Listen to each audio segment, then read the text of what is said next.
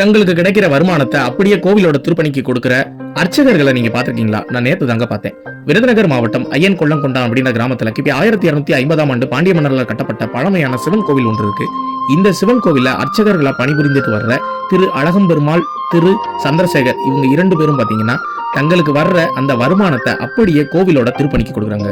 ஒரு கால பூஜை நடைபெறும் இந்த கோவில்ல அவங்களுக்கு சம்பளம் பாத்தீங்கன்னா 700 ரூபாயில இருந்து 1000 ரூபாய் மாசம் கொடுக்குறாங்க. இந்த பணத்தை அப்படியே அவங்க திருப்பணிக்கு கொடுக்குறாங்க. அதே வேளையில தீபாதரனை காட்டும் போது அந்த தட்டுல விழுகிற அந்த காசை முதற்கொண்டு ஒரு நாளைக்கு எவ்வளவு காசு வந்திருக்குன்றத கரெக்டா எண்ணி அந்த திருப்பணிக்கு அவங்க கொடுத்து அதை ஒரு நோட் பண்றாங்க. அவ்வளவு அற்புதமான சேவகர்கள் இவங்க. கடைசியா இந்த கோவிலுக்கு 2005ஆம் ஆண்டு குடமுழுக்கு நடந்திருக்கு. இப்ப 20 வருடங்கள் ஆயிடுச்சு, இன்னமும் குடமுழுக்கு நடக்கல. இதுதான் அவங்களோட ஒரு முக்கியமான ஒரு கோரிக்கையா இருக்கு. இந்த கோவிலுக்கு நீங்க ஏதாவது செய்யணும் விரும்புனீங்கன்னா மேப் லொகேஷன் டிஸ்கிரிப்ஷன்ல இருக்குது. மறக்காம இந்த கோவிலுக்கு நேரடியா போங்க. அப்படி உங்களால முடியல அப்படின்னா அந்த காணொலியை நிறைய பேருக்கு ஷேர் பண்ணி இப்படி ஒரு கோவில் இருக்குது அப்படின்றத வெளி உலகத்துக்கு தெரியப்படுத்துங்க.